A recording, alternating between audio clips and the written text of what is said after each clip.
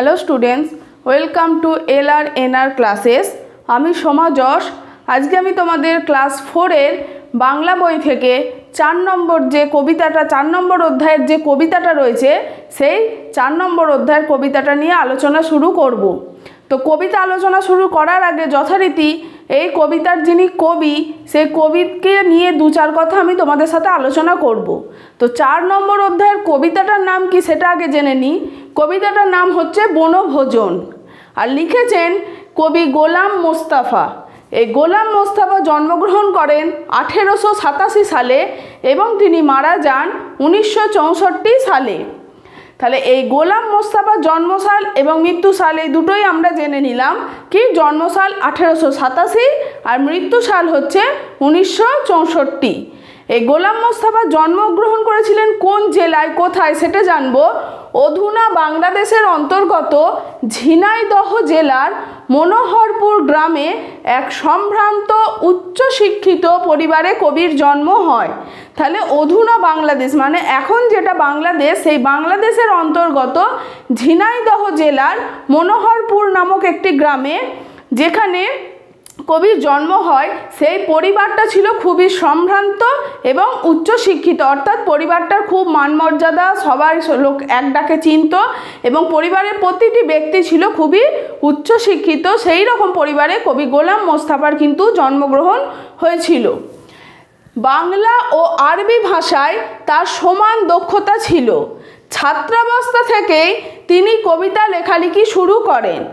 তিনি যে শুধু বাংলা কবিতা বা বাংলা লেখা শুরু করেছিলেন বা বাংলায় লিখতেন এমনটা না, বাংলার সাথে সাথে তিনি আরবি ভাষাতেও কিন্তু সমানভাবে দক্ষ ছিলেন। এই দক্ষতা কিন্তু তিনি ছাত্র অবস্থা থেকে, এই দক্ষতা থাকার দরুন তিনি ছাত্র অবস্থা থেকেই কিন্তু কবিতা লেখালেখিতে মন দিয়েছিলেন। তার প্রথম উপন্যাস হচ্ছে রূপের নেশা। তাহলে প্রথম উপন্যাসের নাম কি? গোলাম মোস্তফার প্রথম উপন্যাসের নাম হচ্ছে রূপের নেশা। 1924 খ্রিস্টাব্দে প্রথম কবিতা গ্রন্থ রক্তরাগ প্রকাশিত হয়। তাহলে কবি গোলাম মোস্তফার প্রথম কবিতা গ্রন্থের নাম কি? রক্তরাগ, যেটা প্রকাশিত হয়েছিল 1924 খ্রিস্টাব্দে। বহু ইংরাজি ও আরবি গ্রন্থের বাংলা তর্জমা ছাড়াও গোলাম মোস্তফা অনেক মৌলিক গ্রন্থ রচনা করেন।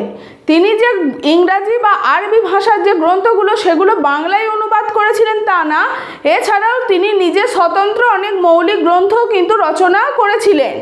সেগুলির মধ্যে উল্লেখযোগ্য হলো হাসনাহেনা, ভাঙা বুক, সাহারা ইত্যাদি। তো এতক্ষণ কবি গোলাম মোস্তফা সম্বন্ধে আমরা আলোচনা করে নিলাম, তার সম্বন্ধে কিছু কিছু কথা আমরা জেনে নিলাম। এবার কবি এই গোলাম মোস্তফা যে কবিতাটা লিখেছেন বনভোজন, এই কবিতাটা আমি লাইন বাই লাইন তোমাদের সাথে আলোচনা করে নেব। তো প্রথমেই দেখো লিখেছে, কবিতার নাম হচ্ছে কি? বনভোজন। বনভোজন মানে কি? একটা ছুটির দিনে সবাই মিলে আনন্দ করে কোনো একটা জায়গায়, মানে বাড়ির বাইরে কোনো একটা জায়গায়, সেটা ফাঁকা মাঠ হতে পারে, কোনো পার্ক হতে পারে, সেই রকম কোনো জায়গায় সবাই মিলে আনন্দ করে নিজেদের হাতে রান্না করে খাওয়া দাওয়া করা, এটাই হচ্ছে কিন্তু বনভোজন, যেটা বেশিরভাগ সময় শীতকালে মানুষ করে থাকে, নিজেদের একটা খুশির আমেজ তৈরি করে। তো কবি এইখানে এই বনভোজন কেন লিখেছে সেটা আমরা এবার পড়ে নিই। কি বলছে দেখো, নুরু, পুসি, আয়সা, সফি সবাই এসেছে, আম বাগিচার তলায় যেন তারা হেসেছে। তাহলে কি কে কে এসেছে দেখি? নুরু, পুসি, আয়সা, সফি, এরা হচ্ছে এক একটা মেয়ে, মেয়ের নাম। এরা সবাই এসেছে কোথায়? আম বাগিচার তলায় যেন তারা হেসেছে।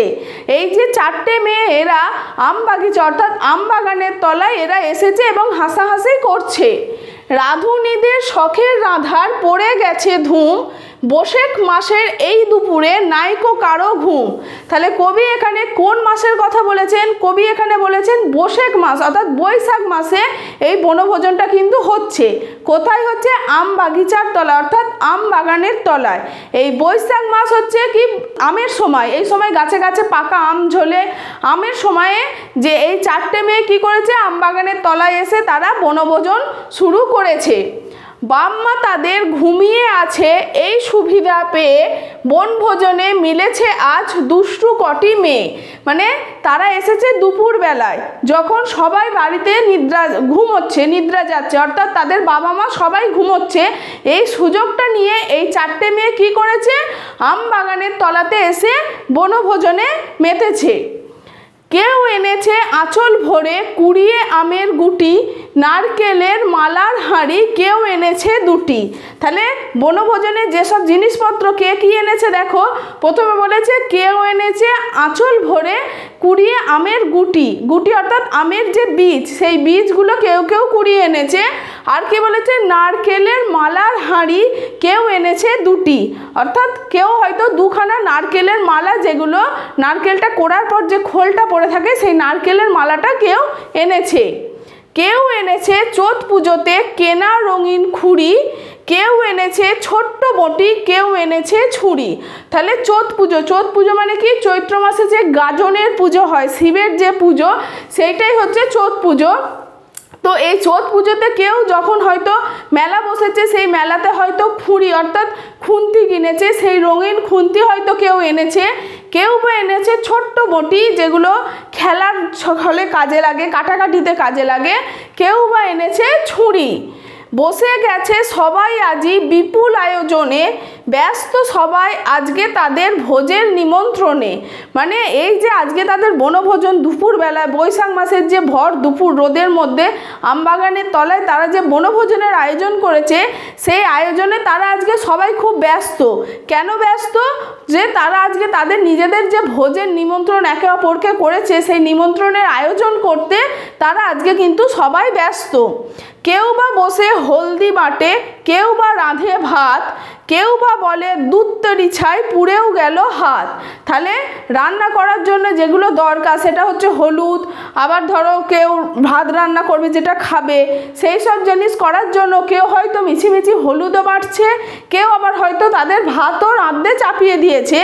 এই সব করতে করতে যে হয়তো উনুনের কাছে কাজ করছে, সেই রকম কেউ একজন বলে উঠল, দূর, তার হাতটাই যেন পুড়ে ছাই হয়ে গেল। বিনা আগুন দিয়েই তাদের হচ্ছে সবার রাধা, তবু সবার দুই চোখেতে ধোঁয়া লেগেই কাদা। মানে এতক্ষণ ধরে তারা যে আয়োজন করছে, রান্না করছে, মশলা বাটছে, এমনকি তাদের আগুনে হাত পুড়ে ছাইও হয়ে যাচ্ছে। এরপরে কবি কি বলছেন, এই সবের কিছু মধ্যেও কিন্তু তাদের কাছে কোনো আগুন নেই। মানে তারা সবাই নিজে নিজে খেলায় ব্যস্ত। এই খেলতে খেলতে তারা বিনা আগুনেই তাদের বনভোজনের সমস্ত রান্নাবান্না করছে, এবং আগুন ছাড়াই যেন যে ধোঁয়া তাদের চোখে একদম জ্বলিয়ে দিচ্ছে, চোখ জ্বলে যাচ্ছে তাদের আগুন ছাড়া ধোঁয়াতেই।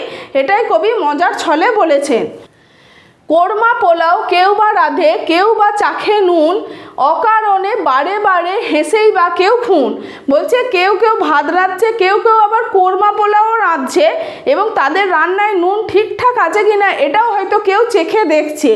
এই সমস্ত খেলার ছলে হচ্ছে দেখে কেউ আবার হয়তো অকারণে মানে মিছিমিছি হেসে খুন হয়ে যাচ্ছে, যে এগুলো সব খেলনা, তাও যেন তাদের মধ্যে একটা ব্যস্ততা, এইসব দেখে কেউ হয়তো হেসেই চলেছে।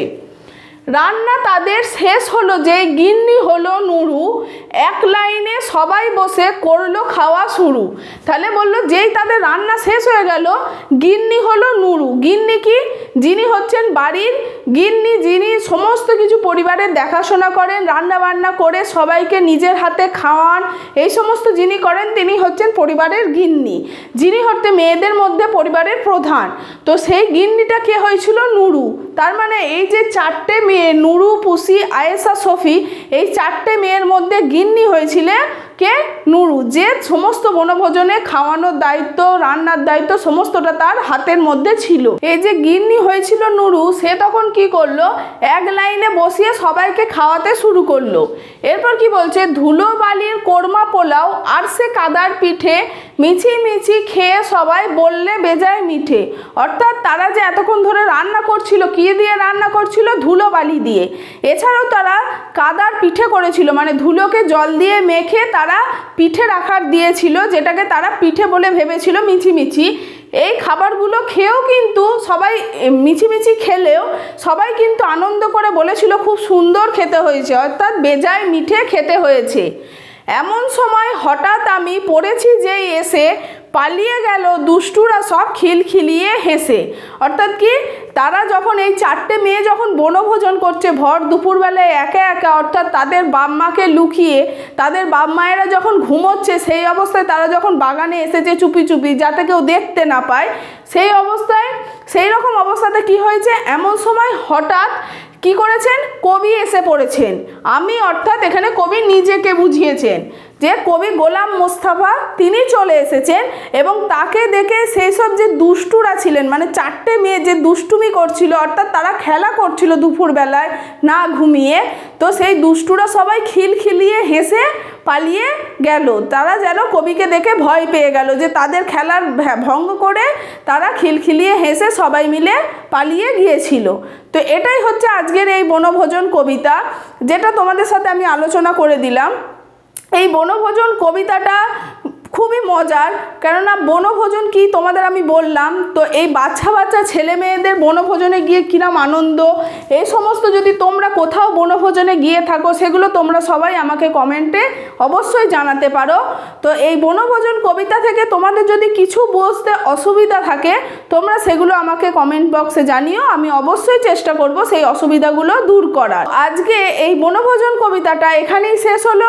এই বনভোজন থেকে যে কোনো রকমের এমসিকিউ নোটস, বড় নোটস পেতে হলে, বা আদার্স যে কোনো চ্যাপ্টার থেকে এমসিকিউ নোটস, বড় নোটস পেতে হলে তোমরা গুগল প্লে স্টোর থেকে LRNR এই অ্যাপটা ডাউনলোড করবে এবং ব্যবহার করবে।